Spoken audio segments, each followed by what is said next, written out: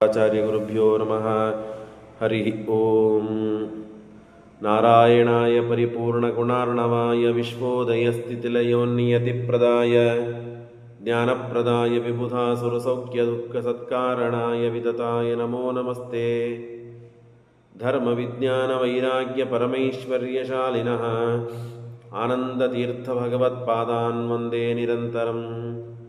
ಚಿತ್ರೈಃ ಪದೈಶ್ಚ ಗಂಭೀರೈರ್ವಾಕ್ಯೈರ್ಮಾನೇರಖಂಡಿತೈಃ ಗುರುಭಾವಂ ವ್ಯಂಜಯಂತಿ ಭಾತಿ ಶ್ರೀರಯತೀರ್ಥವಾಕ್. ನೌಮಿನ್ಯಾಯ ಸುಧಾಧಿಕೃಜ್ಜಯ ಮುನೀನ್ ಶ್ರೀಪಾದರಾಟ್ಸನ್ಮಣೀನ್ ವ್ಯಾಸಾರ್ಯಾನ್ ವಿವಿಧಾಗಮಾಬ್ಧಿವಿಹರಾನ್ ಶ್ರೀವಾದಿರಾಜಾನಪಿ ವಂದೇ ಹಂಸವರಾನ್ ರಘುತ್ತಮಗುರುನ್ ವೈದದ್ಯವಾರಾನಿಧೀನ್ ಶ್ರೀ ಸತ್ಯವ್ರತರಾಘವೇಂದ್ರ ಮುನಿಪಾನ್ ಸದ್ಬೋಧಸಧ್ಯಾನಪಾನ್ ವಿದ್ಯಾಯಾಂ ವಿಬುಧಾಚಾರ್ಯಂ ವೇದಜ್ಞಾನಾಬ್ಧಿಚಂದಿರಂ ದುರ್ಮತಧ್ವಾಂತಮಾರ್ತಂಡಂ ಸತ್ಯಧ್ಯಾನಮುನಿಂ ಭಜೆ.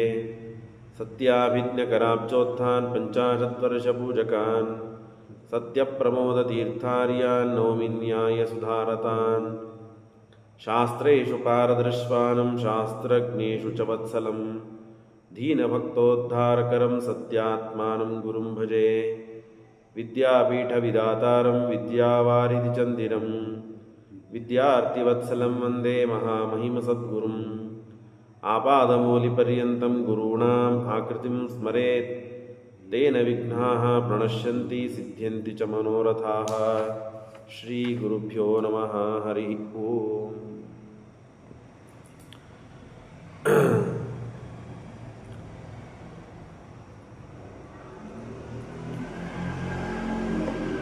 ಸಿಂಹಾಸನದ ಮೇಲೆ ಯಾರೋ ರಾಜರಾಗಿ ಇಲ್ಲದೇ ಇರುವ ಕಾರಣದಿಂದ ಸತ್ಯವತೀ ದೇವಿ ತಾನು ತನ್ನ ಮಗನಾದ ವೇದವ್ಯಾಸ ದೇವರನ್ನು ಸ್ಮರಣೆ ಮಾಡ್ತಾಳೆ. ಸ್ಮರಣೆ ಮಾಡಿದಾಗ ತಕ್ಷಣದಲ್ಲೇನೆ ತಾಯಿಗೆ ಮಾತು ಕೊಟ್ಟು ಹೋಗಿರ್ತಾನೆ, ನೀನು ಯಾವಾಗ ನನ್ನನ್ನು ಸ್ಮರಣೆ ಮಾಡ್ತೀಯೋ ಆಗ ನಾನು ಬಂದು ನಿನಗೆ ದರ್ಶನ ಕೊಡ್ತೇನೆ. ಭಯಂಕರವಾದ ಆಪತ್ತು ಇತ್ತು, ರಾಜ್ಯ ಮುಂದೆ ನಡಿಬೇಕಾಗಿತ್ತು, ಇಬ್ಬರೂ ಮಕ್ಕಳು ಸತ್ತೋಗಿದ್ದಾರೆ, ಇನ್ನು ಮುಂದೆ ಏನು ಮಾಡಬೇಕು ಅಂತ ಪರಿಸ್ಥಿತಿಯನ್ನು ನೋಡಿ ತಾಯಿ ಮಾತಾ ಅಸ್ಮರದಾಶು ಕೃಷ್ಣಂ ಆ ಸತ್ಯವತಿ ದೇವಿ ಪ್ರಾರ್ಥನೆ ಮಾಡಿದಾಗ ಭಗವಂತ ಬಂದು, ಕೇಳಿಸ್ತಿದ್ದದಲ್ಲ,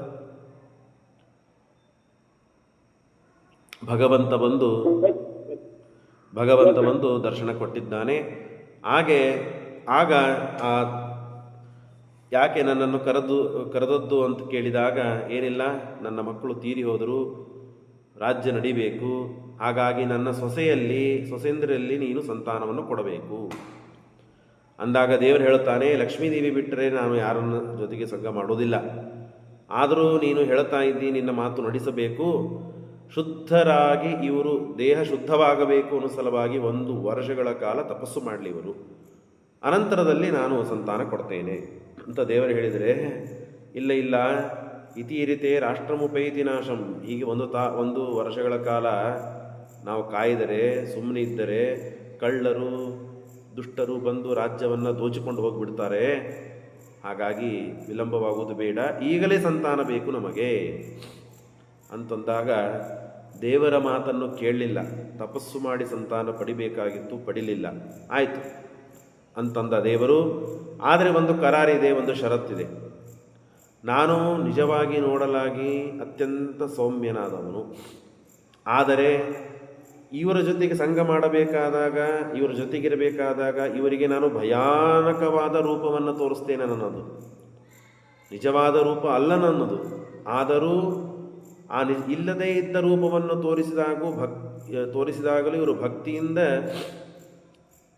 ನನ್ನನ್ನು ಸ್ಮರಣೆ ಮಾಡಿದರು ಅಂತಾದರೆ ಆಗ ಇವರಿಗೆ ಮತ್ತು ಬಲವೀರ್ಯ ಯುಕ್ತನಾದ ಗುಣಾಢ್ಯನಾದ ಬಲವಂತನಾದ ಪುತ್ರ ಉತ್ಪನ್ನವಾಗ್ತಾನೆ ಅಂತ ಭಗವಂತ ಗುಣಾಢ್ಯೋ ಬಲವೀರ್ಯ ಯುಕ್ತ ಭವೇತ್ ಆಗಲಿ ಅಂತ ಸತ್ಯವತಿ ಹೇಳಿದ್ಲು.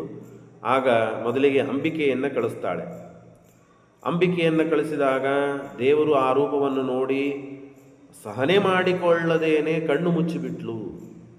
ಹಾಗಾಗಿ ಧೃತರಾಷ್ಟ್ರ ಎಂಬ ಗಂಧರ್ವನೇ ಧೃತರಾಷ್ಟ್ರ ಎಂಬ ಹೆಸರಿನಿಂದ ಭೂಮಿಯಲ್ಲಿ ವಾಯುದೇವರ ಆವೇಶನಾಗಿ ಹಂಸ, ಧೃತರಾಷ್ಟ್ರ ಅಂದರೆ ಹಂಸನೇ ತಾನು ವಾಯುದೇವರ ಆವೇಶದಿಂದ ಅವತಾರ ಮಾಡ್ತಾನೆ. ಬಹಳ ಬಲಿಷ್ಠನಾದವನು ವಾಯುದೇವರ ಸಾಮರ್ಥ್ಯ, ವಾಯುದೇವರ ಆವೇಶದಿಂದ. ಮತ್ತು ಅಷ್ಟೇ ಅಲ್ಲದೇನೆ ಅಂಬಿಕಾ ಹೋದ್ಲು, ಇನ್ನು ಅಂಬಾಲಿಕಾಗೆ ಕಳಿಸ್ತಾಳೆ. ಆಗ ಅವಳು ಮೈತುಂಬೆಲ್ಲ ಬಿಳಿ ಬಿಳಿ ಆಗಿಬಿಟ್ಲು, ಭಯಾನಕವಾದ ರೂಪ ಕಂಡು. ಹಾಗಾಗಿ ಪಾಂಡು ಪರಾವಹ ಮರುತ್, ಪರಾವಹ ಅಂತನೂ ಮರುತ್, ಆ ಮರುತ್ ಆವೇಶದಿಂದ ಕೂಡಿಕೊಂಡ ಆ ಪರಾವಹ ಮರುತ್ತೇ ಪಾಂಡು ಆಗಿದ್ದಾನೆ. ವಾಯುದೇವರ ಆವೇಶ ಇದೆ, ಎಲ್ಲ ಅಸ್ತ್ರಶಸ್ತ್ರಗಳನ್ನು ತಿಳಿದಿದ್ದಾನೆ.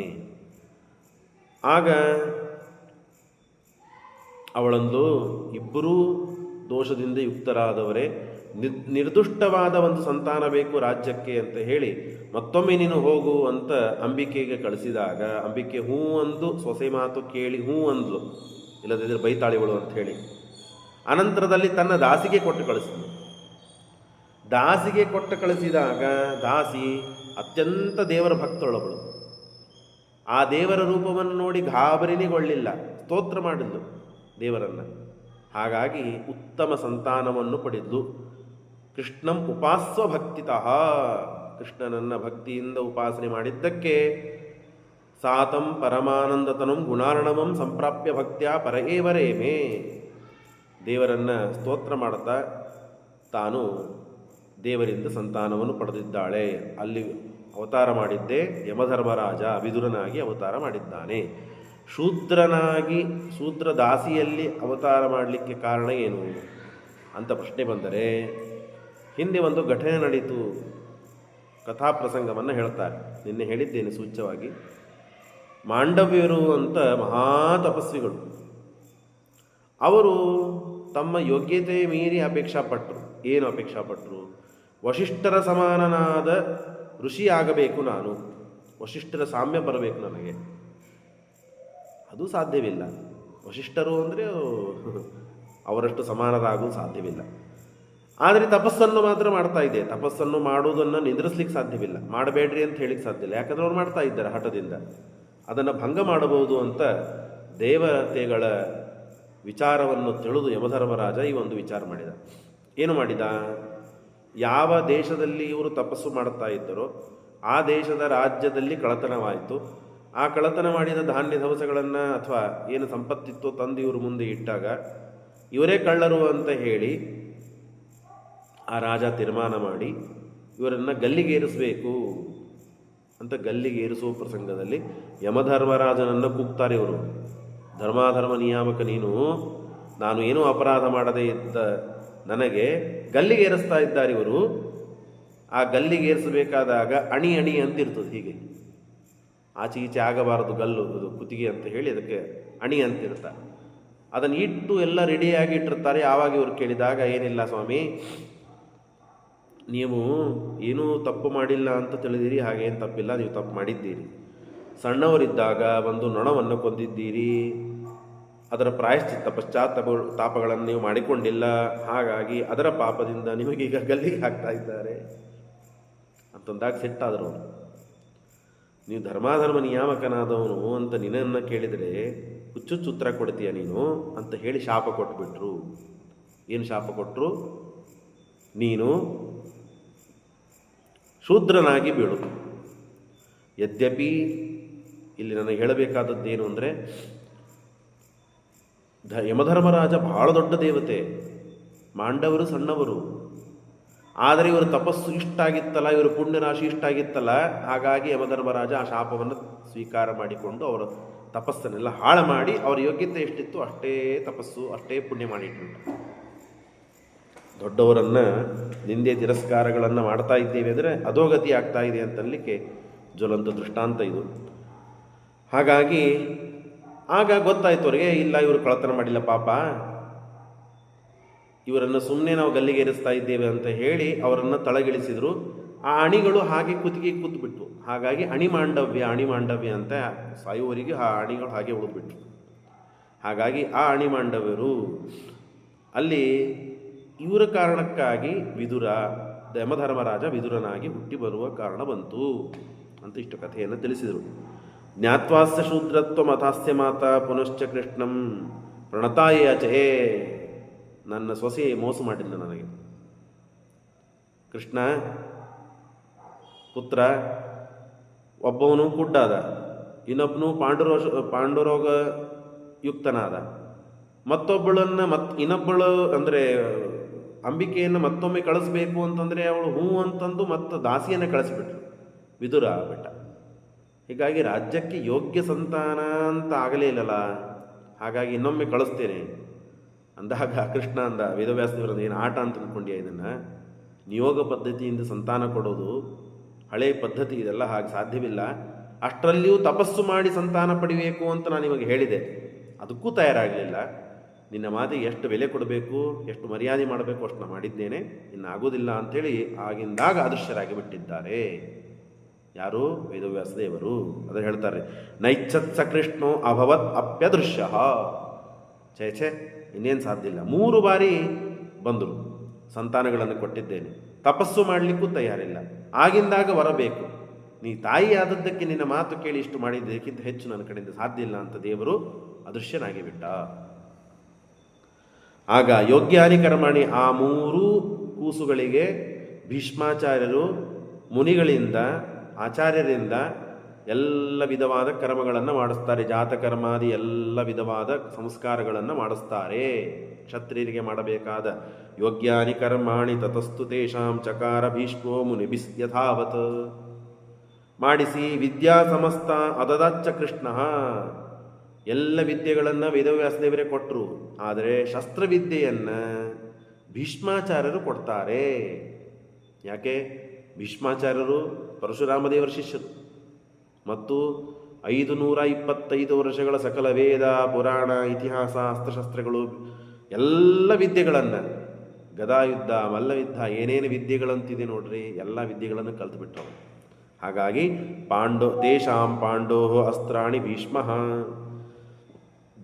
ಭೀಷ್ಮಾಚಾರ್ಯರು ಅಸ್ತ್ರಗಳನ್ನೆಲ್ಲ ಕಳಿಸಿದ್ದಾರೆ. ತೇ ಸರ್ವವಿದ್ಯಾ ಪ್ರವರಾಹ, ಆ 3 ಜನ ಎಲ್ಲ ವಿದ್ಯೆಗಳನ್ನು ಕಲ್ತರು, ಎಲ್ಲ ವಿದ್ಯೆಗಳನ್ನು ಕಲ್ತರು. ಆಗ ವಿಶೇಷತೋ ವಿದುರ ಸರ್ವವೇತ್ತ, ಆ 3 ಮಂದಿಯಲ್ಲಿ ವಿಶೇಷವಾದ ಜ್ಞಾನವನ್ನು ಪಡೆದವನು ವಿದುರ ಅಂತ ಶ್ರೀಮದಾಚಾರ್ಯರು ಕೋಟ್ ಮಾಡಿ ಹೇಳ್ತಾರೆ. ತೇ ಅಂತ ಹೇಳಿ ಬಹುವಚನ ಹೇಳಿ 3 ಜನಕ್ಕೆ ಹೇಳಿದರು. ಸರ್ವವಿದ್ಯಾ ಪ್ರವರಾಹ, ಪ್ರವರ ಅಂದರೆ ಶ್ರೇಷ್ಠರು, ಆದರೂ ವಿಶೇಷತಃ ವಿದುರ ಸರ್ವವೇತ್ತ. ವಿದುರ ಏನು ವಿದ್ಯೆಯನ್ನು ಕಲ್ತಿದ್ದಾನೆ ಅಂತನ್ನೋದು ಮುಂದೆ ಗೊತ್ತಾಗ್ತದೆ ನಮಗೆ. ಅವನು ಉಪದೇಶ ಮಾಡುವಾಗ, ತತ್ವಜ್ಞಾನವನ್ನು ಸಮಾಜಕ್ಕೆ ಕೊಡುವಾಗ ಎಷ್ಟು ಜ್ಞಾನಿ ಇದ್ದಾನೆ ವಿದುರ ಅಂತನ್ನುವ ವಿಷಯ ಗೊತ್ತಾಗ್ತದೆ. ವಿದ್ಯಾರತತ್ವಾತ್ ವಿದುರ ಅಂತ ಶ್ರೀಮದಾಚಾರ್ಯ ಹೇಳ್ತಾರೆ. ಇಷ್ಟಾಗಿದೆ. ಇನ್ನು ಸಂಜಯ ಭೂಮಿಯಲ್ಲಿ ಅವತಾರ ಮಾಡಿ ಬರ್ತಾನೆ. ಅವನು ಸೂತನ ಪುತ್ರ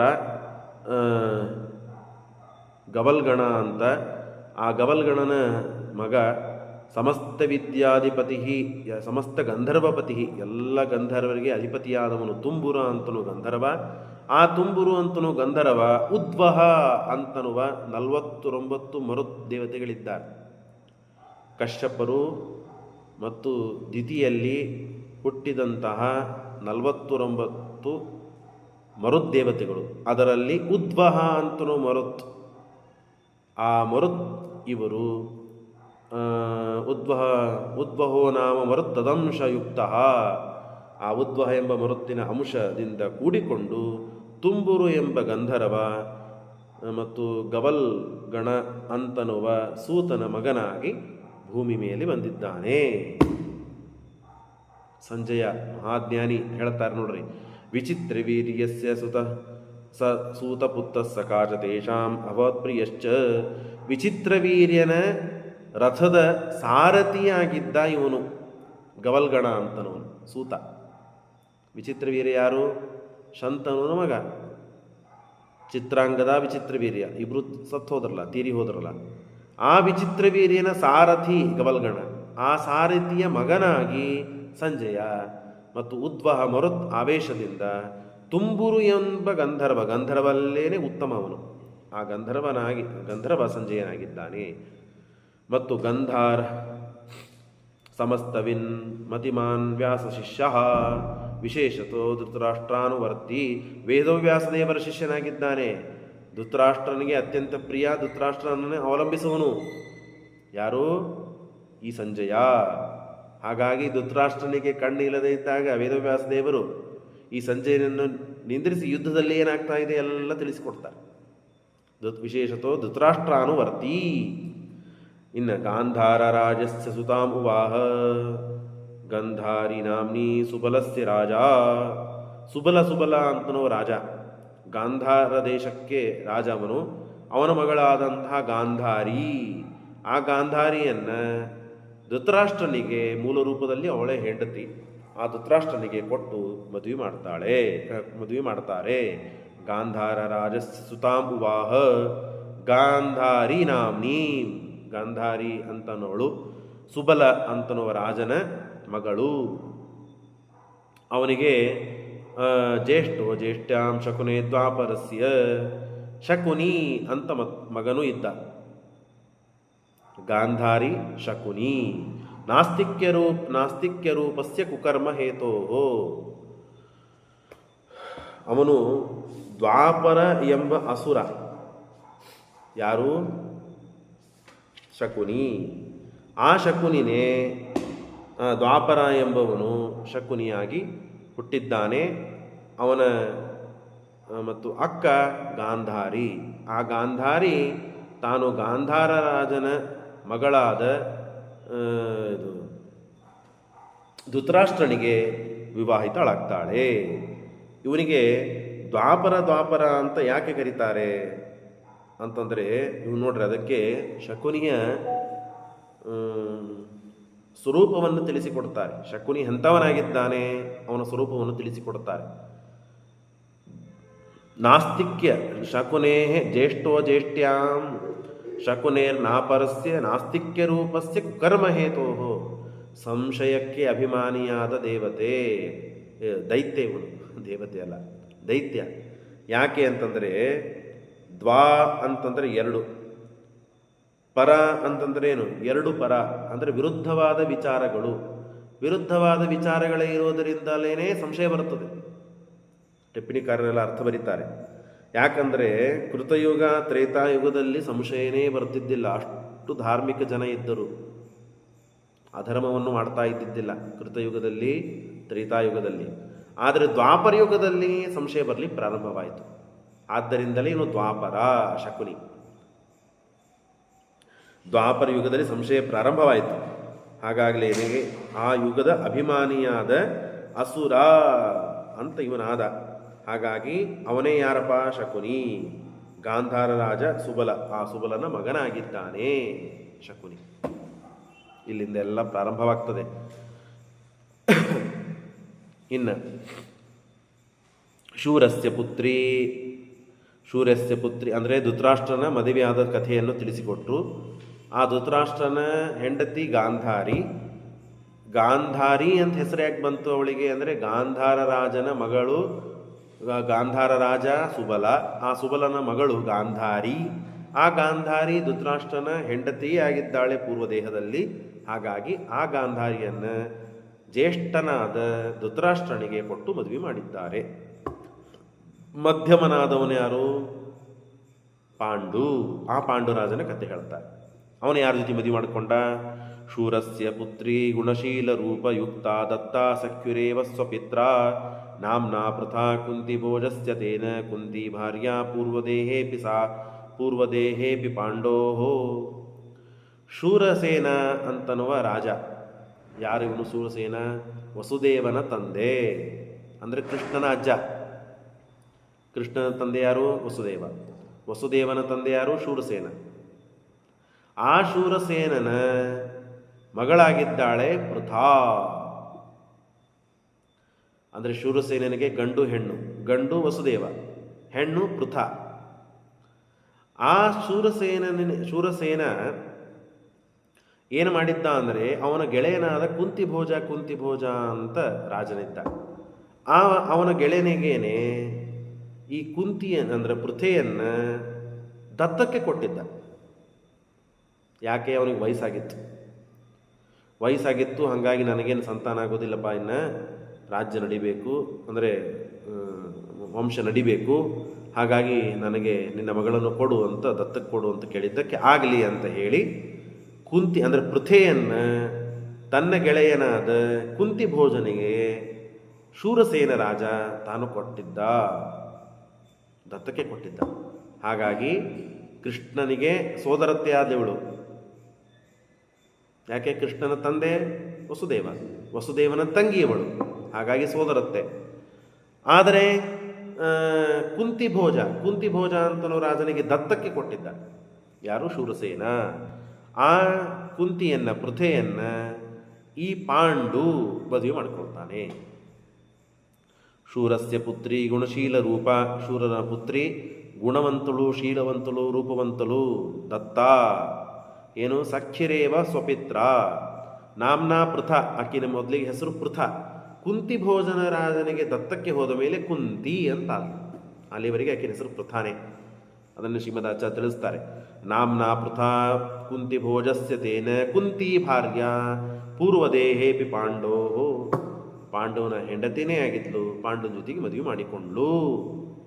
ಆ ಕುಂತಿ ಭೋಜರಾಜ ಮತ್ತು ಯಾರಪ್ಪ ಅಂದರೆ ಕೂರ್ಮಶ್ಚ ನಾಮ್ನ ಮರುದೇವ ಕುಂತಿ ಭೋಜೋ ಅಥಾ ಏನಂ ವರ್ಧಯಾಮಾಸ ಸಮ್ಯಕ್ ತತ್ರಾಗಮಚ್ಛಂಕರಾಖ್ಯೋ ಅತಿಕೋಪೋ ದುರ್ವಾಸತಾಸ್ತಾಂ ಪ್ರಾಹ ಮಾಂ ವಾಸಯೇತಿ. ಆ ಕುಂತಿ ಭೋಜ ಏನು ಮಾಡಿದ? ಈ ಕುಂತಿಯನ್ನು ಚೆಂದಾಗಿ ಬಳಸಿ ಅಷ್ಟರೊಳಗೇನೆ ಏನಾಯಿತು? ಶಂಕರ ಅವತಾರರಾದ, ರುದ್ರದೇವರ ಅವತಾರರಾದ ಅತಿಕೋಪ. ಶಿವದಾಚಾರ್ಯ ಹೇಳ್ತಾರೆ, ಬಹಳ ಕೋಪಿಷ್ಟರು. ಒಲಿಸೋದಕ್ಕೆ, ಅವರನ್ನು ಒಲಿಸಿಕೊಳ್ಳಲಿಕ್ಕೆ ಸಾಧ್ಯವಿಲ್ಲ ಅಂಥ ಮಹಾ ತಿರಶ್ರೇಷ್ಠ ಅಂತಾರಲ್ಲ, ಏನಾದರೂ ಅವರನ್ನು ಒಲಿಸ್ಲಿಕ್ಕೆ ಸಾಧ್ಯ ಇಲ್ಲ. ಅಂಥ ಅವತಾರವನ್ನು ತಾಳಿದ ರುದ್ರರು ದುರ್ವಾಸ ಅಂತ ಅವರ ಹೆಸರು. ಆ ದುರ್ವಾಸರು ನಿಮ್ಮ ಮನೆಗೆ ಚಾತುರ್ಮಾಸ್ಯಕ್ಕೆ ಕೊಡ್ತೇನೆ ನಾನು ಅಂತ ಬಂದರು. ಎಲ್ಲಿ? ಕುಂತಿ ಭೋಜರಾಜನ ಆಸ್ಥಾನಕ್ಕೆ ಬಂದರು. ಅವ್ರು ಹೇಳಿಬಿಡ್ತಾರೆ, ನಾ ಈ ಕಥೆಯನ್ನು ಮುಂಚಿತವಾಗಿ ಹೇಳಿದ್ದೇನೆ. ಎಲ್ಲಿ ಹೇಳಿ ನೋಡೋಣ? ದುರ್ವಾಸರು ಬಂದರು ರಾಮಚಂದ್ರ ದೇವರಿಗೆ, ಸಿದ್ಧವಾದ ಅನ್ನ, ಸಾಧ್ಯವಾದ ಅನ್ನ ಬೇಡ, ಅಂಥ ಅನ್ನ ನನಗೆ ಕೊಡ್ರಿ. ಈ ವ್ರತ ಯಾರು, ಈ ನನ್ನ ಸಂಕಲ್ಪವನ್ನು ಯಾರು ಪೂರ್ಣ ಮಾಡ್ತೀರಿ? ಯಾರೂ ಮಾಡಿಲ್ಲ ಅಂತ ಕೇಳಲಿಕ್ಕೆ ಬಂದಾಗ ಆ ಮಾತು ಮುಗಿದ್ರೊಳಗೇನೆ ಚತುರ್ವಿಧವಾದ ಅನ್ನವನ್ನು ಕೊಟ್ರ ರಾಮ. ಹೀಗೆ ರಾಮ ಸಂತೋಷಪಡಿಸಿದ್ದ, ಹಿಂದೆ ಕುಂತಿದೇವಿ ಸಂತೋಷಪಡಿಸಿದ್ಲು. ಅವಾಗ ಕುಂತಿದೇವಿ ಕಥೆ ಬಂದಿತ್ತು. ಆಗ ಕುಂತಿ ಭೋಜರಾಜ ಹೇಳ್ತಾನೆ, ಏನು ಹೇಳ್ತಾನೆ ನೋಡ್ರಿ, ನಿನ್ನೆ ಸೇವೆಗಾಗಿ ನನ್ನ ಮಗಳನ್ನು ಇಡ್ತೇನೆ. ಆಕೆ ಮಾಡು ಸ್ವಲ್ಪ ಸೇವೆ ಹೆಚ್ಚು ಕಮ್ಮಿ ಆಗ್ತದೆ, ಅದನ್ನು ಸಹನೆ ಮಾಡಿಕೊಂಡು ತಾವು ಇಲ್ಲಿರೋದಾದರೆ ಅವಶ್ಯವಾಗಿರ್ರಿ, ಇಲ್ಲದೇ ಇದ್ದರೆ ಇಲ್ಲಿಂದ ನೀವು ಬೇರೆ ಕಡೆಗೆ ನೋಡುವ ಯೋಗ್ಯ ಅಂತಂದಾಗ ಸರಿ ಆಗಲಿ, ಅವಶ್ಯವಾಗಿ ನಾನು ಇಡ್ತೇನೆ, ಸಹನ ಮಾಡಿಕೊಂಡಿರ್ತೇನೆ. ಯಾಕಂದರೆ ನೀವು ಆಶುತೋಷರು ಹೇಗೆ ಆಶು ಕ್ರೋಧಿತರಾಗ್ತೀರಿ, ಹಾಗೆ ರುದ್ರದೇವರು ಆಶುತೋಷರು. ರುದ್ರದೇವರ ಅವತಾರರಾಗಿರಿ ನೀವು, ಆದರೆ ಭಾಳ ಲಘುನೆ ಸಿಟ್ಟಿಗೆ ಬರ್ತೀರಿ. ಹಾಗಾಗಿ ನನ್ನ ಮಗಳು ಸೇವೆ ಮಾಡ್ತಾಳೆ ಮತ್ತು ನೀವು ಸುಖಂ ವಸೇ ತಮಾಹರಾಜ ಯದಿ ಕನ್ಯಕಾಯಾ ಕ್ಷಮಿಸ್ಯಸೇ ಶಕ್ತಿತಃ ಕರ್ಮಕರ್ತ್ರ್ಯಾ. ಆಕೆ ಎಷ್ಟು ಸಾಧ್ಯವಿದೆಯೋ ಅಷ್ಟು ಶಕ್ತಿಯಿಂದ ತಾನು ಕರ್ಮವನ್ನು ಮಾಡ್ತಾಳೆ, ನಿಮ್ಮ ಸೇವೆ ಮಾಡ್ತಾಳೆ. ಅದನ್ನು ಸಮಾಧಾನದಿಂದ ಸ್ವೀಕಾರ ಮಾಡಿ ಆಕೆಯನ್ನು ಆಶೀರ್ವಾದ ಮಾಡುವುದಾದರೆ ನೀವು ಇಲ್ಲಿರ್ರಿ, ಆಗಲಿ ಅಂತಂದರು. ಆಗಲಿ, ಅವಶ್ಯವಾಗಿರ್ತೇವೆ. ಆಗ ಏನು ಮಾಡ್ತಾಳೆ ಆಕೆ? ಒಳ್ಳೆ ರೀತಿಯಿಂದ ಸೇವೆ ಮಾಡ್ತಾಳೆ. ಮಹಾ ತಪಸ್ವಿಗಳು, ರುದ್ರದೇವರ ಅವತಾರ.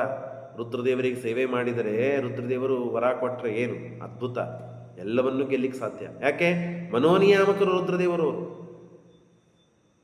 ಮನಸ್ಸು ಚಂಚಲವಾಗದೇ ಇದ್ದಂತೆ ಮಾಡುವ ಶಕ್ತಿ ಸಾಮರ್ಥ್ಯ ಇದ್ದವರು ಆ ರುದ್ರದೇವರೇ. ಹಾಗಾಗಿ ಆ ರುದ್ರದೇವರನ್ನು ಒಲಿಸಿಬಿಟ್ರೆ ಮುಗಿದೋಯ್ತು. ಹಾಗಾಗಿ ತಾನೇನು ಮಾಡಿದ್ಲು? ಚೋಕ್ತ ಶುಶ್ರೂಷಣಾಯ ಆದಿಶತ್ ಆಶು ಕುಂತೀಂ ಚಕಾರ ಕರ್ಮ ಸಾ ಪ್ರಥಾ ಮುನೆ ಸುಕೋಪನಸ್ಯ ಹಿ ಯಥಾನ ಶಕ್ಯತೆ ಪರೇ ಶರೀರ ವಾಂಗ್ ಮನೋನುಗಾ ಕಾಯ ವಾಚ ಮನಸ ಮೂರೂ ರೀತಿಯಿಂದಲೂ ಅವರಿಗೆ ಸಂತೋಷಪಡಿಸಿದ್ದಾಳೆ. ಪೂಜೆಗೆ ಬೇಕಾದ ಎಲ್ಲ ಸಾಮಗ್ರಿಗಳು, ಅಥವಾ ಅವರು ಹೇರುವುದಕ್ಕಿಂತ ಮುಂಚಿತವಾಗಿಯೇ ತಾನು ತಿಳಿದುಕೊಂಡು ಎಲ್ಲ ಸಾಮಗ್ರಿಗಳನ್ನು ಒದಗಿಸಿದ್ದಾಳೆ. ಏನೇನು ಅವರಿಗೆ ಬೇಕು ಎಲ್ಲ ವ್ಯವಸ್ಥೆ ಮಾಡಿದ್ದಾಳೆ.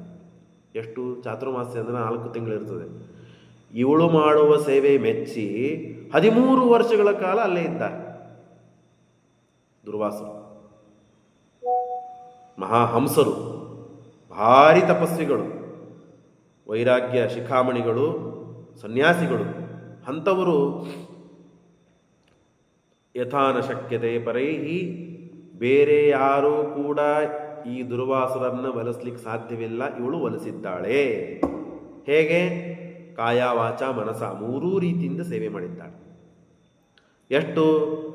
ಸಹ ವತ್ಸರ ತ್ರಯೋದಶಂ, 13 ವರ್ಷಗಳ ಕಾಲ ತಾನು ಸೇವೆ ಮಾಡಿದ್ದಾಳೆ.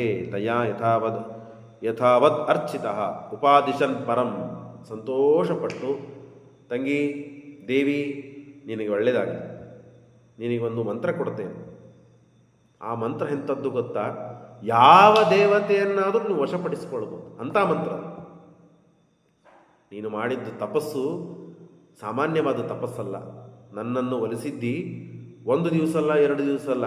ಯಾರೋ ಅತಿಥಿಗಳು ಬಂದಿದ್ದಾರೆ ಅಂದರೆ ಸ್ವಲ್ಪ ಅವ್ರನ್ನ ಕಾಳಜಿ ಮಾಡು, ನೋಡ್ಕೋ, ನಾನು ಸ್ವಲ್ಪ ಆಫೀಸಿಗೆ ಹೋಗಿ ಬರ್ತೇನೆ ಅಂತ ಗಂಡ ಹೇಳಿದರೆ, ಹೆಂಡತಿ ಮಕ್ಕಳು ಅವರು ಇವರು ಅಥವಾ ಗಂಡನೇ ಸ್ವಯಂ ಎಷ್ಟಂತ ಸೇವಾ ಮಾಡ್ತಾನೆ. 1 ದಿನ 2 ದಿನ 3 ದಿನ ಸಹನನೇ ಹೋಗಿಬಿಟ್ಟಿದೆ ಈಗಿನ ಜನಕ್ಕಂತೂ. 1 ವಾರ ಆದರೆ ಮುಗಿದೋಯ್ತು, ಯಾವಾಗ ಹೋಗ್ತಾರೆ ಇವರು ಅಂತ ಕಾಯ್ತಾ ಕೂತಿರ್ತೇವೆ. ಅಂಥದ್ದು 1 ತಿಂಗಳಲ್ಲ, 2 ತಿಂಗಳಲ್ಲ, 1 ವರ್ಷ ಅಲ್ಲ, 2 ವರ್ಷ ಅಲ್ಲ, 10 ವರ್ಷ ಅಲ್ಲ, 13 ವರ್ಷಗಳ ಕಾಲ ತಾನು ಸೇವೆ ಮಾಡಿದ್ದಾಳೆ. ಏಕಚಿತ್ತದಿಂದ ಮಾಡಿದ್ದಾಳೆ. ಮತ್ತು ಅವರು ಸೇವೆ ಮಾಡಬೇಕಾದಾಗ ಒಳ್ಳೆ ರೀತಿಯಿಂದ ಮಾಡಲಿಕ್ಕೆ ನಗ್ತಾರೆ, ಆಶೀರ್ವಾದ ಮಾಡ್ತಾರೆ. ಹಾಗಲ್ಲ, ಸಿಟ್ಟಿನ ವ್ಯಕ್ತಿಗಳು ಅವರು. ಈಗ ನಾವು ಮಾಡೋ ಕೆಲಸಕ್ಕೆ ಒಳ್ಳೆ ರೀತಿಯಿಂದ ಮಾಡಿದ್ರಪ್ಪ ಅಂತಂದ್ರೆ ಮರುದಿವಸ ರೂಪ ಆಗ್ತೀವಿ ನಾವು. ಹಾಗೆಲ್ಲ ಮಾಡೋರಲ್ಲಿ ಇವರು. ಆದರೂ ಅವ ಮಾಡಿದ ತಪಸ್ಸು ಬಹಳ ದೊಡ್ಡದಿದೆ ಅಂತ ಹೇಳಿ ಉಪಾದಿಶ ಪರಂ ಅಂತ ಸಮಸ್ತ ದೇವ ವಶ್ಯಗಂ, ಎಲ್ಲ ದೇವರನ್ನ ವಶಪಡಿಸಿಕೊಳ್ಳುವಂತಹ ಅದ್ಭುತವಾದ ಮಂತ್ರವನ್ನು ಉಪದೇಶ ಮಾಡ್ತಾರೆ. ಈ ಮಂತ್ರವನ್ನು ಕೊಟ್ಟಿದ್ದಕ್ಕಾಗೇನೆ ಮಹಾಭಾರತ ಪ್ರಾರಂಭವಾಯಿತು. ಮಹಾಭಾರತಕ್ಕೆ ಇದೊಂದು ಫೌಂಡೇಶನ್, ನಾಂದಿ ಇದ್ದಂತೆ, ಬುನಾದಿ. ಇಲ್ಲದೆ ಇದ್ರೆ ಧರ್ಮಾದಿಗಳು ಬರ್ತಿದ್ರೆ ಅಲ್ಲಿ, ಭೀಮ, ಅರ್ಜುನ, ನಕುಲ, ಸಹದೇವ, ಧರ್ಮರಾಜ ಇವರೆಲ್ಲ ಬರ್ತಿದ್ರೆ ಅಲ್ಲಿ ಎಲ್ಲಿ ಮಹಾಭಾರತ ಪ್ರಾರಂಭ ಆಗ್ತಿತ್ತು. ಮಹತ್ತರವಾದ ಕಾರ್ಯವನ್ನು ಮಾಡಿದ್ಲು ಕುಂತಿ. ತಪಸ್ಸು ಮಾಡಿ ಆ ತಪಸ್ಸಿಗೆ ಮೆಚ್ಚಿ ವರ ಕೊಟ್ಟರು. ಋತೇತು ಸಮಾಪ್ಲುತ, ವರವನ್ನು ಪಡೆದ್ಲು. ವರವನ್ನು ಪಡೆದ ಮೇಲೆ ಒಂದು ಟೆಸ್ಟ್ ಮಾಡಿ ನೋಡೋಣ ಖರೆ ಆಗ್ತದೋ ಇಲ್ಲಿ ಇವರು ಮಾತು ಅಂತ. ವರ ಕೊಟ್ಟಿದ್ದಾರೆ, ಎಲ್ಲ ದೇವತೆಗಳನ್ನು ವಶಪಡಿಸಿಕೊಳ್ಬೋದು. ಯಾರು ದೇವತೆಗಳನ್ನು ಕರಿತಿ ಆ ದೇವತೆಗಳು ಬರ್ತಾರೆ, ನಿನಗೆ ಸಂತಾನ ಕೊಟ್ಟು ಹೋಗ್ತಾರೆ ನೋಡು ಅಂತಂದಾಗ ಅವಳು ಸಣ್ಣವಳಿರ್ತಾಳೆ, ಇನ್ನ ವಯಸ್ಸಿರುವುದಿಲ್ಲ, ಮದುವೆ ಆಗಿರೋದಿಲ್ಲ, ಸಂತಾನ ಪಡೆಯುವುದು ಯೋಗ್ಯವಾದ ದೇಶ ಕಾಲಗಳು ಅಲ್ಲ. ಆದರೂ ತಾನು ಒಂದು ಪರೀಕ್ಷೆ ಮಾಡಬೇಕು ಅಂತ ಹೇಳಿ ಋತುಕಾಲದಲ್ಲಿ ಸಾ ಸಮಾಪ್ಲುತ ಪರೀಕ್ಷಣಾಯ ತನ್ಮನೋ ಸಮಾಹ್ವಯ ದಿವಾಕರಂ, ದಿವಾಕರ ಸೂರ್ಯನನ್ನು ಕರೀತಾಳೆ. ಸೂರ್ಯ ಬಾ. ತಕ್ಷಣದಲ್ಲಿ ಬಂದು ನಿಂತ ಸೂರ್ಯ ಗಾಬರಿಗೊಂಡ್ಲು. ಇಲ್ಲ, ಸುಮ್ಮನೆ ಪರೀಕ್ಷೆಗಾಗಿ ಆ ಗೌತಮರು ದುರ್ವಾಸರು ಮಂತ್ರ ಕೊಟ್ಟಿದ್ರು, ಆ ಮಂತ್ರ ಮತ್ತು ಫಲಿಸ್ತದೋ ಇಲ್ಲೋ ಅಂತ ವಿಚಾರ ಮಾಡಲಿಕ್ಕೆ ನಿನ್ನನ್ನು ಕರೆದಿದ್ದು, ನಿಜವಾಗಿ ಕರೆದಿಲ್ಲ, ನೀನು ಹೋಗು ಅಂದಾಗ ಸೂರ್ಯ ಅಂತಾನೆ, ಹಾಗೆ ಕರೆದೆ, ಹಾಗೆ ಹೋಗು ಅಂತನ್ಲಿಕ್ಕೆ ನಿನ್ನ ಮನೆಗೆ ಅತಿಥಿಯಾಗಿ ನಾನು ಬಂದವನಲ್ಲ. ಆ ಮಂತ್ರದ ಪ್ರಭಾವ, ಆ ಮಂತ್ರದ ಸಾಮರ್ಥ್ಯದಿಂದ ಆ ಮಂತ್ರ ನನ್ನನ್ನು ಕರೆದುಕೊಂಡು ಬಂದದ್ದು. ಆ ಮಂತ್ರಕ್ಕೆ ಅವಮಾನ ಮಾಡಿದಂತೆ ಆಗ್ತದೆ, ಮಂತ್ರಾಭಿಮಾನಿ ದೇವತೆಗಳಿಗೆ ಅವಮಾನ ಮಾಡಿದಂತೆ ಆಗ್ತದೆ. ಅಷ್ಟೇ ಅಲ್ಲ, ಆ ದುರ್ವಾಸರು ಕೊಟ್ಟ ಆ ದುರ್ವಾಸರಿಗೆ ಅವಮಾನ ಮಾಡಿದಂತೆ ಆಗ್ತದೆ. ಹಾಗಾಗಿ ನಾನು ನಿನಗೆ ಸಂತಾನ ಕೊಡ್ತೇನೆ ಅಂತ ಹೇಳಿ ತಕ್ಷಣದಲ್ಲೇನೆ 9 ತಿಂಗಳು ಗರ್ಭವಾಸ ಇತ್ಯಾದಿಗಳಿಲ್ಲದೇನೆ ಒಂದು ಸಂತಾನ ಕೊಟ್ಟು ಹೋಗೇ ಬಿಟ್ಟ ಸೂರ್ಯ. ಆಗ ಹುಟ್ಟಿದವನೇ ಕರ್ಣ. ಅವನ ಕರ್ಣದ ಕಥೆಯನ್ನು ಹೇಳ್ತಾರೆ. ತಾನು ಮದುವೆ ಆಗಿರೋದಿಲ್ಲ, ಸಣ್ಣ ವಯಸ್ಸಿರ್ತದೆ, ಜನ ಅಪವಾದ ಭೀತಿ ನಾಚಿಕೆಗೊಂಡು ತಾನೇನು ಮಾಡ್ತಾಳೆ, ಆಗ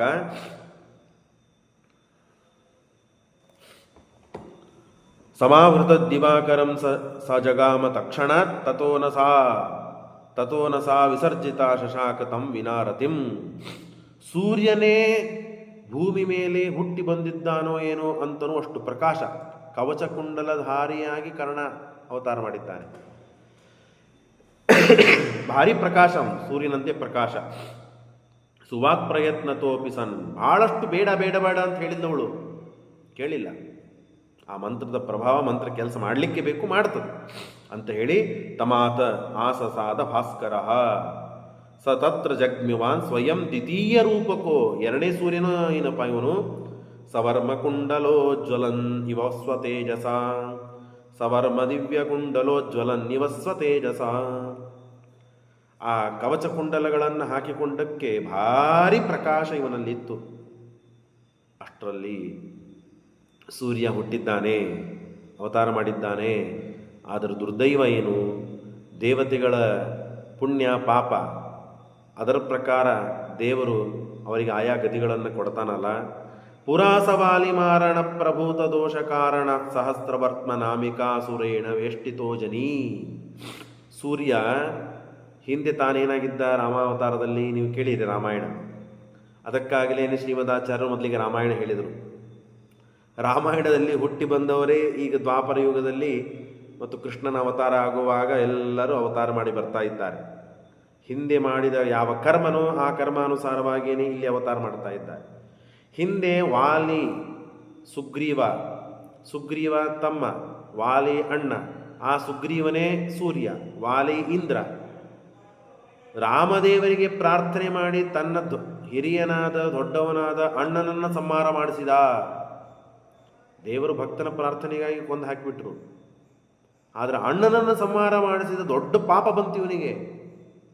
ಆ ಪಾಪದ ಕಾರಣಕ್ಕಾಗಿ ಸಹಸ್ರವರ್ಮ ಅಂತನ್ನುವ ಒಬ್ಬ ದೈತ್ಯ, ಆ ದೈತ್ಯನಿಂದ ಇವನು ಆವಿಷ್ಟನಾದ. ಅಂದರೆ ಕರ್ಣ ಎಷ್ಟು ದಿವಸ ಭೂಮಿ ಮೇಲಿದ್ನೋ ಅಷ್ಟೂ ದಿನ ಅವನ ಜೊತೆಗೆ ಒಳಗೆ ಹೊಕ್ಕೊಂಡ್ಬಿಟ್ಟವನು, ಕವಚಕೊಂಡು ಮೇಲಿನ ಚರ್ಮದಂತೆ. ನೋಡ್ರಿ ಹೇಳ್ತಾರೆ ಶ್ರೀಮದಾಚಾರ್ಯರು, ಸಹಸ್ರವರ್ಮ ನಾಮಿನ ಸುರೇಣ ವೇಷ್ಟಿತೋ ಜನಿ. ವೇಷ್ಟ ಅಂದ್ರೆ ನಾವು ಬಟ್ಟೆಯನ್ನೇ ಹೇಗೆ ಉಟ್ಟುಕೊಳ್ತೀವಲ್ಲ ಹಾಗೆ ಅವನು ದೇಹಕ್ಕೆ ಸುತ್ತುಕೊಂಡೇ ಬಿಟ್ಟ. ಸೂರ್ಯನನ್ನ ಅಂದರೆ ಈ ಕರ್ಣನನ್ನು ಸುತ್ತಿಕೊಂಡೇ ಬಿಟ್ಟ ಅವನು. ಹಾಗಾಗೇನೆ ಪಾಂಡವರು ಅಂದರೆ ಆಗ್ತಾ ಇದ್ದಿಲ್ಲ. ದ್ರೌಪದಿಯನ್ನು ಅವಮಾನ ಮಾಡಿದ, ಭೀಮಸೇನ ದೇವರು ಜಗಳಾಡಿದ, ಕೃಷ್ಣ ದೇವರನ್ನೆಲ್ಲರನ್ನ ತಾನು ದ್ವೇಷ ಮಾಡ್ತಾ ಇದ್ದ. ಯದ್ಯಪಿ ದೇವತೆ, ಆದರೆ ತನ್ನ ಅಣ್ಣನನ್ನು ಸಂಹಾರ ಮಾಡಿಸಿದ ಪಾಪ ದೇವರ ಭಕ್ತರ, ದೇವತಾ ಸ್ತ್ರೀಯರ ದ್ರೋಹ ಮಾಡುವ ಮಹಾಪಾಪಕ್ಕೆ ಕಾರಣವಾಯಿತು. ಹೇಗಿದೆ ನೋಡ್ರಿ, ದೇವತೆಗಳ ಪಾಡು ಇದು. ನಮ್ದಂತೂ ಮುಗಿದು ಹೋಯ್ತು, ನಾವು ಲೆಕ್ಕದಲ್ಲಿ ಬರುವುದಿಲ್ಲ ನಾವು. ಯಾಕಂದ್ರೆ ಅವ್ರು ಯಾವಾಗೋ ಒಂದು ಪಾಪ ಮಾಡಿರ್ತಾರೆ, ಅದಕ್ಕೆ ಒಂದು ಜನ್ಮದಲ್ಲಿ ಅನುಭವಿಸಿ ಮುಗಿಸ್ಬಿಡ್ತಾರೆ. ನಾವು ಪ್ರತಿ ಕ್ಷಣಕ್ಕೂ 10 ಜನ್ಮವನ್ನು ತಾಳುವ ಪಾಪವನ್ನು ಮಾಡಿದಾಗ ಲೆಕ್ಕ ಇಲ್ಲಿ ಬರಬೇಕು. ಹಾಗಾಗಿ ಅದಕ್ಕೆಲ್ಲ ಲೆಕ್ಕವನ್ನು ತೀರಿಸುವ ಇಂಥ ಎಲ್ಲ ಕಥೆಗಳನ್ನು, ಶ್ರವಣಗಳನ್ನು, ಮನನವನ್ನು, ನಿಧಿಧ್ಯಾಸನವನ್ನು, ದೇವರ ಗುರುಗಳ ಸೇವೆ, ಮಹಾತ್ಮರ ಸಂಘ ಇತ್ಯಾದಿಗಳನ್ನು ಮಾಡಿದಾಗಲೇ ನಶಿಸ್ತದೆ ಅಂತ ಟೀಕಾಕೃತ್ಪಾದರು ಶ್ರೀಮದಾಚಾರ್ಯ ತಿಳಿಸಿಕೊಡ್ತಾರೆ. ನೋಡ್ರಿ, ಪುರಾಸ ವಾಲಿಮಾರಣ ಪ್ರಭೂತ ದೋಷ ಕಾರಣ ಸಹಸ್ರವರ್ತ್ಮನಾಮಿನ ಸುರೇಣ ವೇಷ್ಟಿತೋ ಜನಿ. ಆ ಅಸುರರಿಂದ ಆವಿಷ್ಟನಾದದ್ದರಿಂದ ಅವನು ಇಷ್ಟೆಲ್ಲ ಕರ್ಮಗಳನ್ನು, ದುಷ್ಟಕರ್ಮಗಳನ್ನು ಮಾಡ್ತಾನೆ ಮುಂದೆ. ಯಥಾ ಗ್ರಹೀರ್ವಿದೂಷಿತೋ ಮತಿರ್ನೃಣಾಂ ತಥೈವ ಹಿ ಅಭುಚ್ಚ ದೈತ್ಯ ದೂಷಿತ ಮತಿರ್ದಿವಾಕರಾತ್ಮನಃ. ಆದರೆ ಅಲ್ಲಿ ಪಾಪ, ರಾಮನ ಅವತಾರದಲ್ಲಿ ಪಾಪ ಮಾಡುವಂತೆ ರಾಮನ ಜೊತೆಗಿದ್ದು ಸೇವೆ ಅಂತೂ ಮಾಡಿದ್ದಾನೆ, ಹೌದಲ್ಲ? ಸೇವೆ ಮಾಡಿದ್ದಕ್ಕಾಗಿ ಇವನಿಗೆ ಕರ್ಣಕುಂಡಲಗಳು ಚೆಂದಾಗಿತ್ತು. ತಥಾಪಿ ರಾಮಸೇವನಾತ್ ಹರೇಶ್ಚ ಸನ್ನಿಧಾನ ಯುಗ, ಪರಮಾತ್ಮನ ಸನ್ನಿಧಾನವೂ ಇತ್ತು. ಹಾಗಾಗಿ ಆವಾಗ ಒಳ್ಳೆ ಮಾತುಗಳನ್ನು, ಒಳ್ಳೆ ಕೆಲಸಗಳನ್ನು ಮಾಡ್ತಾ ಇತ್ತು. ಆದರೆ ಅದಕ್ಕಿಂತ ದೊಡ್ಡ ಪಾಪ ಮಾಡಿದ್ದಾದ್ದರಿಂದ ತಾನು ಬಹಳಷ್ಟು ಕೆಟ್ಟ ಕೆಲಸಗಳನ್ನೇ ಮಾಡಿದ. ಸುದರ್ಶನೀಯ ಕರ್ಣತಃ, ಅವನ ಕಿವಿ ಕರ್ಣಕುಂಡಲಗಳು ನೋಡ್ಲಿಕ್ಕೆ ಭಾಳ ಚಂದಿತ್ತು, ಆದ್ದರಿಂದ ಅವನಿಗೆ ಕರ್ಣ ಅಂತ ನಾಮ ಮಾಡಿದ ಹೆಸರನ್ನು ಕೊಟ್ಟಿದ್ದ. ಮುಂದೆ ತಾನು ತನ್ನ ತಂದೆ ಅವನು ಕೊಡ್ತಾನೆ ಹೆಸರು ಅಧಿರಥ ಅಂತ ಸೂತ. ಆ ಸೂತ ಇವನಿಗೆ ಹೆಸರು ಕೊಡ್ತಾನೆ ಕರ್ಣ ಅಂತ ಹೇಳಿ. ಜನಾವಪಾದ ಭೀತಿತಸ್ತದ ಯಮಸ್ವಸುರು ಧೃತಂ. ಜನರನ್ನು ಅಂಜಿಕೊಂಡು ಈ ಅಪವಾದ ಬರ್ತದೆ, ನನಗೆ ಮದುವೆ ಆಗದೇನೆ ಸಂತಾನವನ್ನು ಪಡೆದು ಬಿಟ್ಟೆ ನಾನು ಅಂತ ಭಯದಿಂದ ತಾನು ನದಿ ಪ್ರವಾಹತೋಗತಂ ದದರ್ಶ ಸೂತನಂದನ. ಒಂದು ಅವೇನಾದರೂ ಮತ್ತು ಕುಂತಿ ಭೋಜರಾಜನ ಮಗಳವಳು, ಆಸ್ತಿ ಸಂಪತ್ತಿಗೇನು ಕಮ್ಮಿ ಇದ್ದಿದ್ದಿಲ್ಲ. ಒಂದು ಪೆಟ್ಟಿಗೆಯಲ್ಲಿ ಮುತ್ತು ರತ್ನ ಆಭರಣಗಳನ್ನು ಹಾಕಿ ಒಂದು ಸಣ್ಣ ಡೋಣಿಯಲ್ಲಿ, ಅಂದರೆ ಒಂದು ಡಬ್ಬಿಯಲ್ಲಿ ಆ ಕರ್ಣನನ್ನು ಇಟ್ಟು ನದಿಯಲ್ಲಿ ಹಾಕಿಬಿಡ್ತಾಳೆ. ಆ ಒಂದು ನದಿಯಿಂದ ಮತ್ತೊಂದು ನದಿಗೆ, ಮತ್ತೊಂದು ನದಿಯಿಂದ ಮತ್ತೊಂದು ನದಿಗೆ, ಕೊನೆಗೆ ಯಮುನಾ ನದಿಗೆ ಬರ್ತದೆ. ಯಮುನಾ ನದಿಯಿಂದ ಗಂಗಾ ನದಿಗೆ ಬರ್ತದೆ. ಗಂಗಾ ನದಿಗೆ ಬಂದು ಹಸ್ತಿನಾವತಿಗೆ ಬರ್ತದೆ. ಆ ಹಸ್ತಿನಾವತಿಯಲ್ಲಿ ಈ ಕರ್ಣ ಸಿಗ್ತಾನೆ. ನದಿ ಪ್ರವಾಹತೋಗತಂ ದದರ್ಶ ಸೂತನಂದನ ತಮಗ್ರಹೀತ್ ಸರತ್ನಕಂ ಚಕಾರ ಪುತ್ರಕಂ ಜಿತಾಂ ನಿಜಂ. ರತ್ನದಿಂದ ಸಹಿತವಾದ ಮತ್ತೇನಪ್ಪ ಅಂದರೆ ಈ ಕೂಸನ್ನ ಸರತ್ನ ಪೂರ್ಣ ಮಂಜುಷಾಗತೋ ವಿಸರ್ಜಿತೋ ಜಲೇ. ಮಂಜೂಷ, ರತ್ನ, ವೈಡೂರ್ಯ, ಮಾಣಿಕ್ಯ ಇವುಗಳಿಂದ ಸೇರಿದ ಆ ಕೂಸನ್ನು ನೋಡಿ ಸಂತೋಷದಿಂದ ಮೊದಲಿಗೆ ಅಶ್ವನದಿ, ಅದರಿಂದ ಚರ್ಮವರ್ಣತಿ ನದಿ, ಯಮುನಾ ನದಿ, ಆಮೇಲೆ ಗಂಗಾ ನದಿ.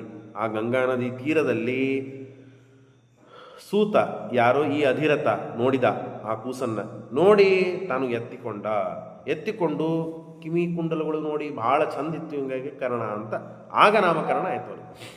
ನಾವು ಸಿದ್ಧವತ್ಕೃತ್ಯ ಮೊದಲಿಗೆ ಕರ್ಣ ಅಂತ ಹೇಳಿಬಿಟ್ಟಿದ್ದೇವೆ. ತೆಗೆದುಕೊಂಡು ಅವನಿಗೆ ಕರ್ಣ ಹುಟ್ಟುವ ಸ್ಪೆಷಲ್ ಆದ ಒಂದು ಚಾಪ್ಟರ್ ತಗೊಂಡು ಶ್ರೀಮದಾಚಾರ್ಯರು ಕರ್ಣ ಯಾರು, ಸೂರ್ಯ ಏನು ತಪ್ಪು ಮಾಡಿದ್ದಾನೆ, ಅವನಲ್ಲಿ ಯಾರು ದೈತ್ಯ ಇದ್ದಾರೆ, ಸೂರ್ಯ ಹುಟ್ಟು ಗುಟ್ಟಾಗಿ ಉಳಿತು. ಧರ್ಮರಾಜ, ಭೀಮಸೇನ್ ದೇವರು, ಅರ್ಜುನ, ನಕುಲ ಸಹದೇವರು ಹುಟ್ಟುವುದು, ನಾನು ಹುಟ್ಟಿದ್ದೇನೆ ಇವರು ಮಗ ಅಂತ ಹೇಗೆ ಧೈರ್ಯದಿಂದ ಹೇಳಿಕೊಳ್ಳುವುದು ಜನದಲ್ಲಿ, ಸಮಾಜದ ಮಧ್ಯದಲ್ಲಿ ಸಾಧ್ಯವಾಯಿತು, ಹಾಗೆ ಕರ್ಣನಿಗೆ ಸಾಧ್ಯವಾಗಲಿಲ್ಲ. ತಂದೆ ತಾಯಿ ಯಾರು ಅಂತ ಗೊತ್ತೇ ಆಗಲಿಲ್ಲ. ಆಮೇಲೆ ಗೊತ್ತಾಯಿತು ಅವನಿಗೆ ಯಾರೋ ಮಹಾಪರಾಕ್ರಮಿಯಾಗಿದ್ದರೂ ಸೂತನ ಮಗ ಅಂತೆ ಆದವನು. ಸಮಾಜದಲ್ಲಿ ಅವನಿಗೆ ಅಷ್ಟು ಗೌರವ ಸಿಗಲಿಲ್ಲ, ಅಸುರಾವಿಷ್ಟನಾದ. ಅಷ್ಟೇ ಅಲ್ಲದೇನೆ ತಾನು ದುಷ್ಟರ ಸಹವಾಸಕ್ಕೆ ಒಳಗಾದ, ದುರ್ಯೋಧನಂತ ಮಹಾಕಲಿ ಅಂಥವನು ಸಹವಾಸಕ್ಕೆ ಒಳಗಾದ, ಅಂಥವನೇ ಗೆಳೆಯನಾಗಿ ಸಿಕ್ಕ. ಇದಕ್ಕೆಲ್ಲ ಕಾರಣ ಪುರಾಸ ವಾಲಿಮಾರಣ ಪ್ರಭೂತ ದೋಷ ಕಾರಣ. ಶ್ರೀಮದಾಚಾರ್ಯ ಒಂದೊಂದೊಂದೊಂದೊಂದು ಕರ್ಮಗಳನ್ನು ಎಳೆದು ಪೋಣಿಸಿ ಆ ಮನುಷ್ಯನನ್ನು ಬಿಗಿಯಾಗಿ ಕಟ್ಟಿ ಒಗಿತಾರೆ. ದೇವರು ಆ ಮನುಷ್ಯ ಮಾಡಿದ ಕರ್ಮವನ್ನು, ದೇವತಾ ಮಾಡಿದ ಕರ್ಮವನ್ನು ಏನಂತೀರಿ ನೀವು, ಹೊಲದು ಈ ಕರ್ಮ ಇದೆ, ಈ ಜನ್ಮ ಅನುಸು, ಈ ಕರ್ಮ ಇದೆ, ಇವರನ್ನು ದ್ವೇಷ ಮಾಡು, ಈ ಕರ್ಮ ಇದೆ, ಇವರಿಂದ ಸಾಯಿ, ಈ ಕರ್ಮ ಇದೆ, ಇವರಿಂದ ಹುಟ್ಟು, ಈ ಕರ್ಮ ಇದೆ, ಇಂಥ ಜನ್ಮ ಆಗಲಿ, ಕುಡ್ಡಾಗು, ಪಾಂಡುದೋಷದಿಂದ ಗುಪ್ತನಾಗು, ಶೂದ್ರನಾಗು, ಈಗ ಸಹಸ್ರವರ್ಮ ಎಂಬ ಅಸುರನಿಂದ ಆವಿಷ್ಟನಾಗು. ದೇವತೆಗಳಿಗೆ ಬಿಟ್ಟಿಲ್ಲ. ಈ ಎಲ್ಲ ಚಕ್ರ ಏನಿದೆ ಕರ್ಮದ ಚಕ್ರ, ಆ ಕರ್ಮದ ಚಕ್ರ ಅನುಸಾರವಾಗಿ ಮತ್ತೇನಪ್ಪ ಅಂದರೆ ಈ ಎಲ್ಲ ಕಥೆಗಳನ್ನು ತಿಳಿಸಿಕೊಡ್ತಾ ಇದ್ದಾರೆ, ನಿರ್ಣಯವನ್ನು ತಿಳಿಸಿಕೊಡ್ತಾ ಇದ್ದಾರೆ. ಸರತ್ನ ಪೂರ್ಣ ಮಂಜುಷೋಗತೋ ವಿಸರ್ಜಿತೋ ಜಲೇ ಜನಾವಪಾದ ಭೀತಿತಸ್ತದ ಯಮಸ್ವಸುದ್ಧುತಂ ನದಿ ಪ್ರವಾಹತೋಗತಂ ದದರ್ಶ ಸೂರ್ಯನಂದನ ತಮಗ್ರಹಿ ಸರತ್ನಕಂ ಚಕಾರ ಪುತ್ರಕಂ ನಿಜಂ ಸೂತೇನಾಧಿರಥೇನ ಲಲಿತತನು ತದ್ಭಾರ್ಯ ರಾಧಯ ಸಂವೃದ್ಧೋ ನಿಖಿಲಯ ಶ್ರುತಿ ಅಧಿಜಗೌ ಶಾಸ್ತ್ರಾಣಿ ಸರ್ವಾಣಿ ಚ ಬಾಲ್ಯಾದೇವ ಮಹಾಬಲೋ ನಿಜಗುಣೈ ಸಂಭಾಸಮಾನೋ ವಸನ್ ನಾಮ್ನಾಸೋ ವಸುಷೇಣ.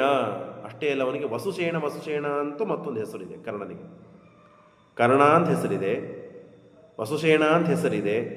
ಯಾಕೆ ವಸು ಅಂತಂದರೆ ಆಸ್ತಿ ಸಂಪತ್ತು. ಆ ವಸು ಸಂಪತ್ತಿನಿಂದ ಸಿಕ್ಕಿದ್ದು ಕೂಸು, ಸಂಪತ್ತಿನ ಜೊತೆಗೆ ಆಗಿ ಸಿಕ್ಕಿದ್ದು, ಹಾಗಾಗಿ ಇವನಿಗೆ ವಸುಸೇಣ ಅಂತೂ ಹೆಸರಿದೆ. ಹೀಗೆ ಕರ್ಣನ ಜನ್ಮದ ವೃತ್ತಾಂತವನ್ನು ತಿಳಿಸ್ತಾ ಇದ್ದಾರೆ. ಶ್ರೀಕೃಷ್ಣ ಅರ್ಪಣಮಸ್ತು. ಎಲ್ಲರೂ ಸೇರ್ತಾ ಇದ್ದೀರಿ, ಹೀಗೆ ಸೇರ್ರಿ. ಮತ್ತೆ ನಾಳಿನ ದಿವಸ ಮತ್ತೆ ಮುಂದೆ ಮಾಡೋಣ.